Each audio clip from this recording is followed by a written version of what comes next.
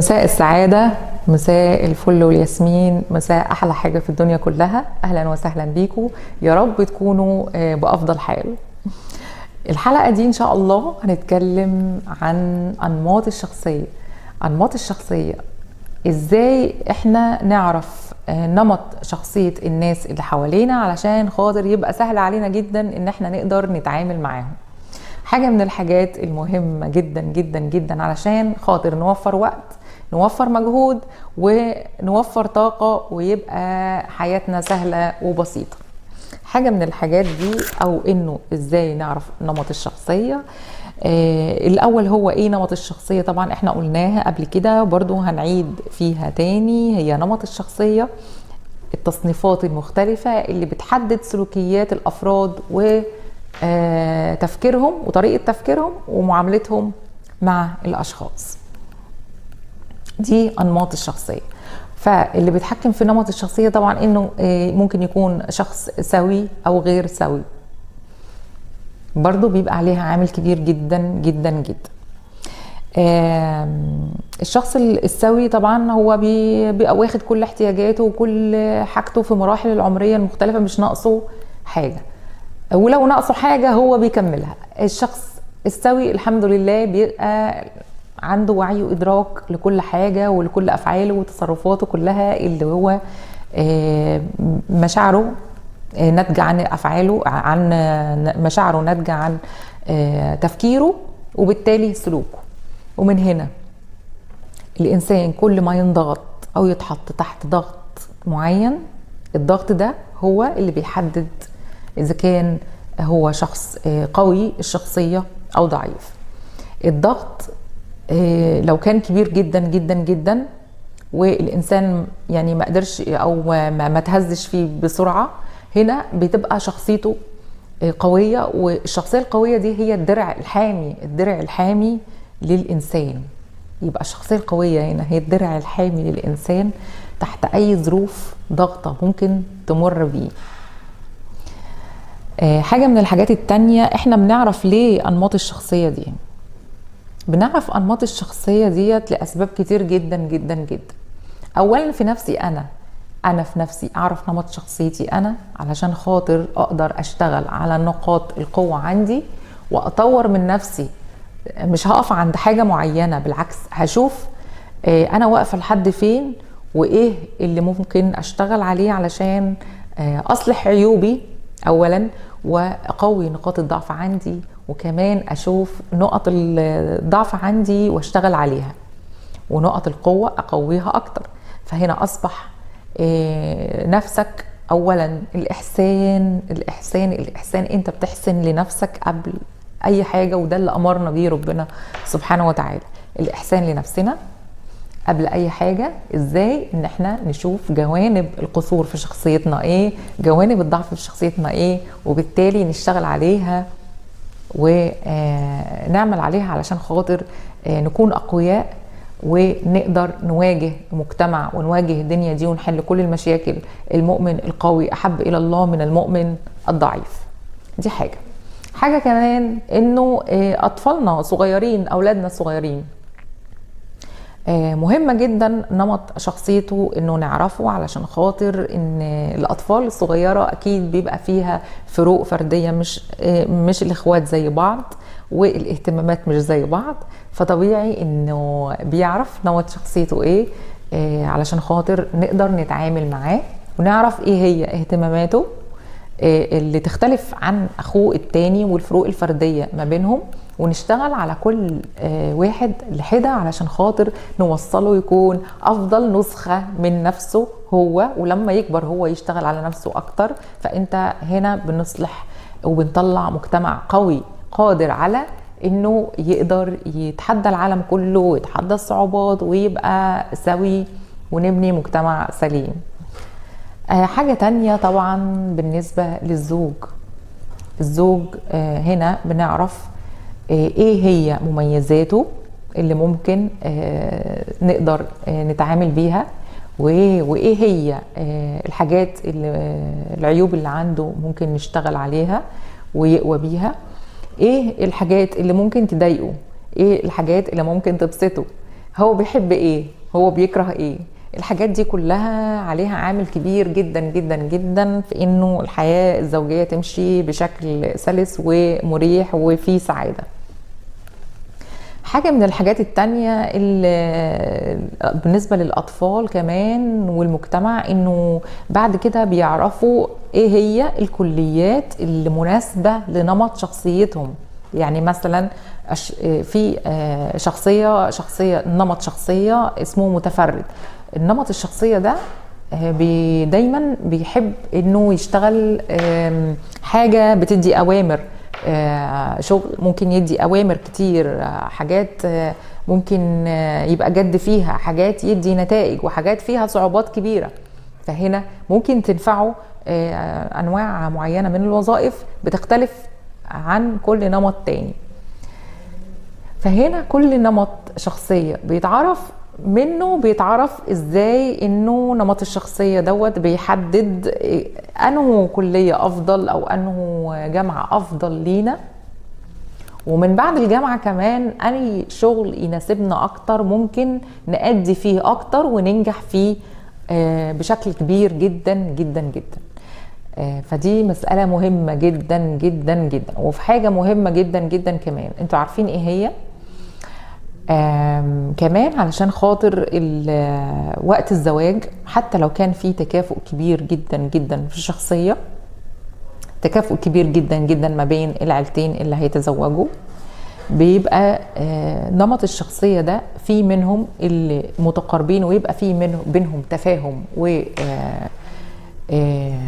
يعني وفق، يتفقوا مع بعض، ممكن يتفقوا مع بعض. وفي أنماط شخصية تانية ممكن ما يتفقوش مع بعض خالص، حتى لو ما بينهم تكافؤ كبير جدا جدا ما بين العيلتين.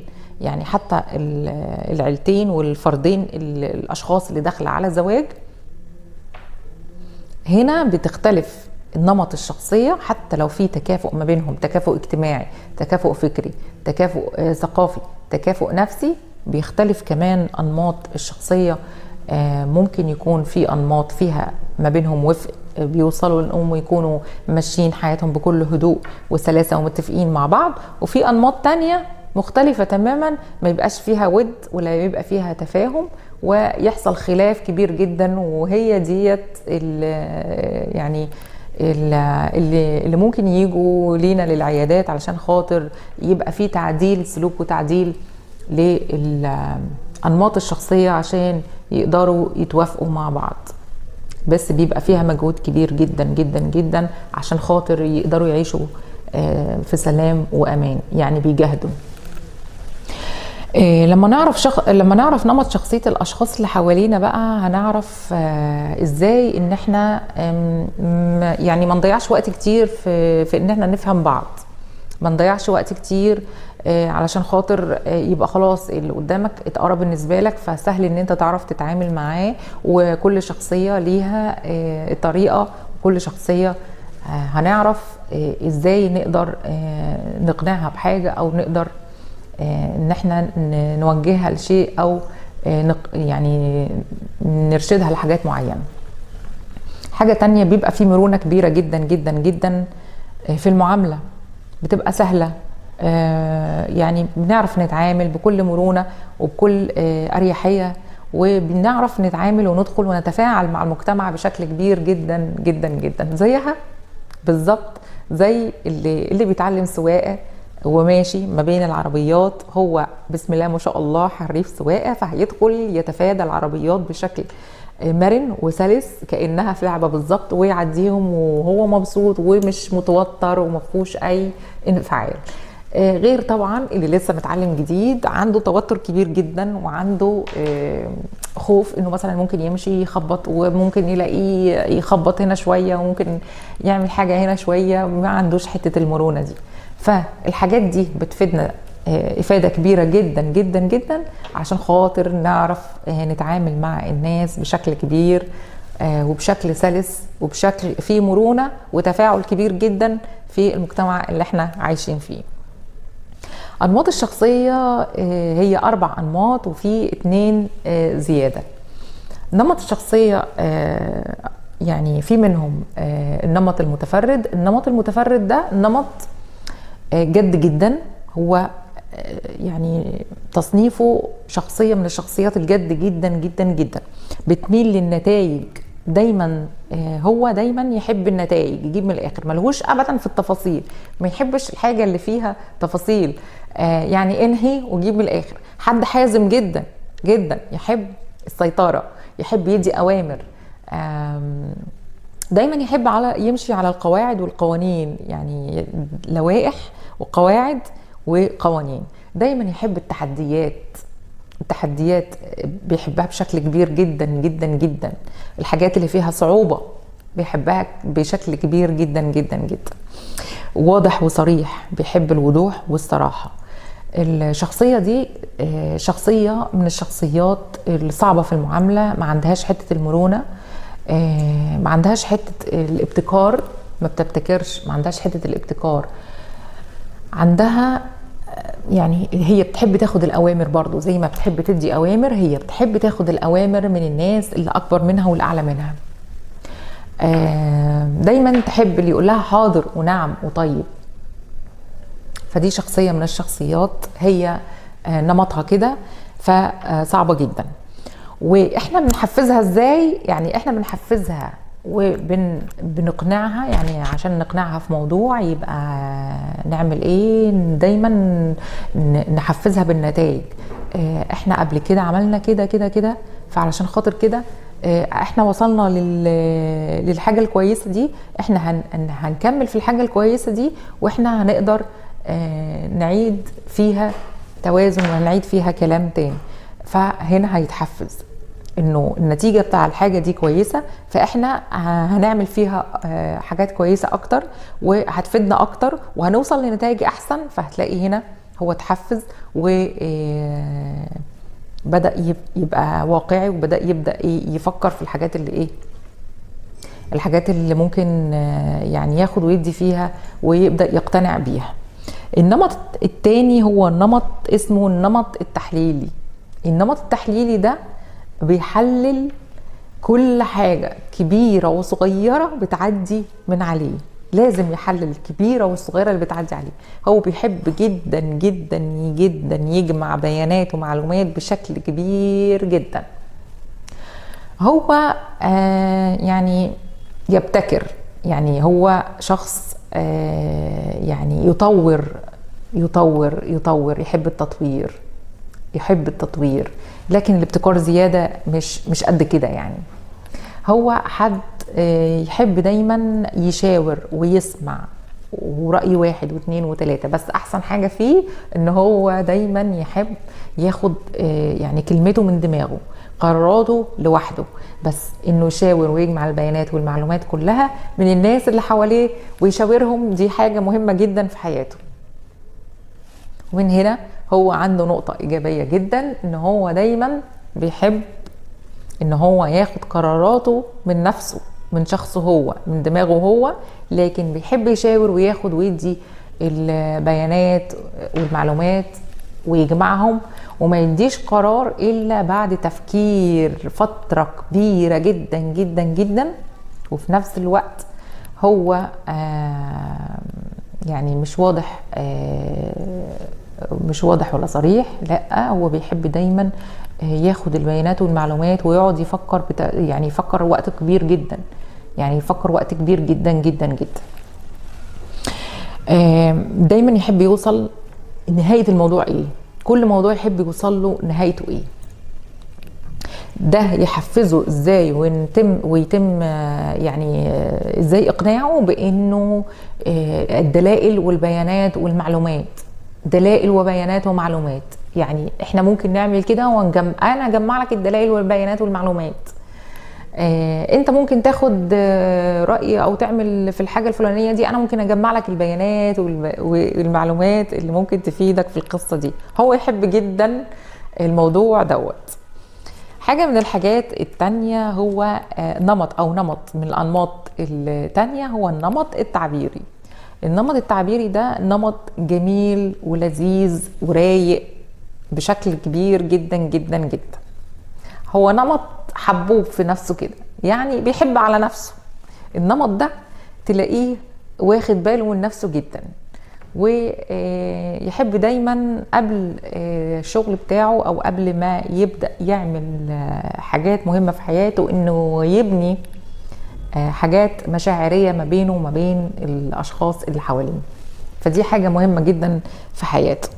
يعتمد على المشاعر لاتخاذ القرارات، فدي حاجة مهمة جدا جدا جدا مع الشخص التعبيري اللي هو دايما جميل ويحب الحياة ويتنطط ويروح ويجي، وما يحبش يبقى على حال واحد، ودايما ممكن يتعصب ويفرح في نفس الوقت.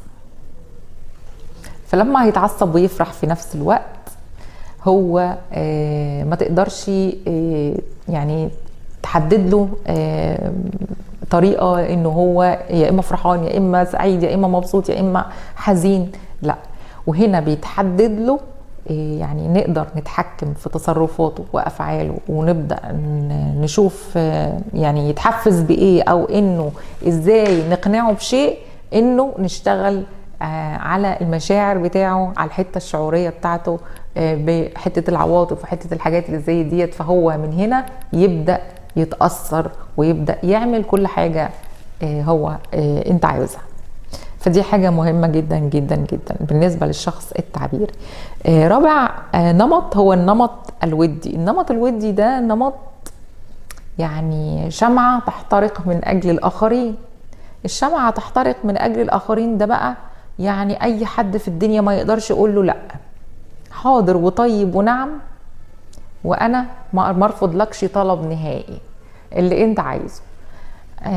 يجي على نفسه بشكل كبير جدا جدا جدا، يساعد اللي قدامه، متفاني في انه يساعد اللي قدامه بشكل كبير قوي قوي قوي، متعاون مع الاخرين بشكل كبير. ممكن يشتغل جوه مجموعة كبيرة، ممكن يشتغل جوه مجموعة كبيرة. المجموعة الكبيرة ديت بتساعده كتير على انه يبقى فيه مشاعر وود وتعاون كبير. حاجة تانية متفاني في خدمة الناس، دايما هو يحب انه يخدم الناس ويساعدهم ويعمل كل حاجة هم بيحبوها، لكن هو هنا بيضغط على نفسه بشكل كبير جدا جدا جدا. ولما هيضغط على نفسه بشكل كبير جدا جدا جدا هيبقى طبعا ليها حدود. هو طاقة البني آدم ما هو إلا طاقة، فالطاقة دي إذا فرغت في يوم من الأيام ما نقدرش نتوقع إيه اللي ممكن يكون، لأنه هو يعني هو دايما بيعمل الحاجة علشان خاطر ربنا، عشان خاطر ربنا. هو ما بياخدش مقابل في الحاجة اللي زي دي، بس اللي هو يعني إيه سايبها مفتوحة، لكن ربنا يكفينا شر إنه هو يقع تحت خلاص إنه طاقته فرغت، والمفروض منه إنه هو ينهي كل حاجة أو يتكلم في اللي هو الحاجة اللي تعباه دي بعد مرحلة كبيرة جدا جدا جدا. وهنا وقت ما نقدر نحفزه ازاي، او انه نخليه ياخد قرار ازاي في حاجة احنا عاوزينها، دايما انه حتة المشاعرية وحتة الودية وحتة انه هو يبقى فيه تعاون وحتة مودة وحتة المشاعر اللي هي لازم نقرب منه زيادة ونحسسه بانه يعني قريب مننا وان احنا حابينه وان احنا عايزين نتعامل معاه وانه بنحبه، وزي ما بيتعامل احنا كمان نتعامل معاه. ودي الأربع أنماط من الأنماط الشخصية، 4 أنماط من أنماط الشخصية، وطريقة تعاملها دي مهمة جدا جدا جدا في إن احنا نعرف نتعامل معاها بشكل كبير جدا جدا جدا ونفهمها.